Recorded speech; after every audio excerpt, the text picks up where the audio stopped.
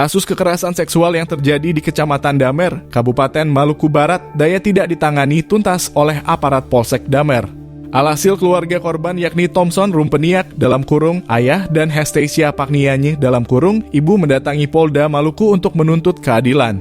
Pasalnya anak mereka inisial SGR yang menjadi korban kekerasan seksual hingga meninggal sudah dilaporkan sejak 17 Mei 2023 ke Polsek Damer. Anak kami meninggal pada 11 Mei 2023, kemudian kami melapor ke Polsek Damer pada tanggal 17 Mei 2023 usai korban dimakamkan, ucap ibu korban Sabtu 9 September 2023. Dirinya kecewa terhadap kinerja aparat kepolisian Damer yang lambat dalam penanganan perkara. Bahkan saking lambatnya penanganan perkara, keluarga pelapor baru dipanggil sebulan kemudian untuk gelar perkara. Ibu korban mengungkapkan dari Polsek Damer tidak ada surat tanda terima laporan polisi dalam kurung STTLP dan surat pemberitahuan perkembangan hasil penyelidikan dalam kurung SP2HP.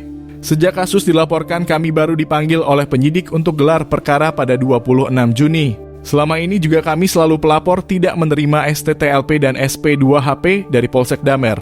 Kami minta otopsi terhadap jenazah anak kami tetapi tidak dipenuhi, terangnya.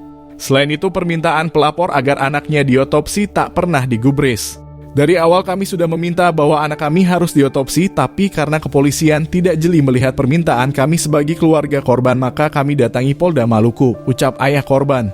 Atas sikap tidak profesional aparat Polsek Damer, keluarga korban melapor ke Polda Maluku pada 18 Agustus 2023. Selain itu, keluarga korban berharap agar kasus ini dapat ditangani secara profesional oleh Polda Maluku. Juga dia meminta jenazah anaknya agar diotopsi.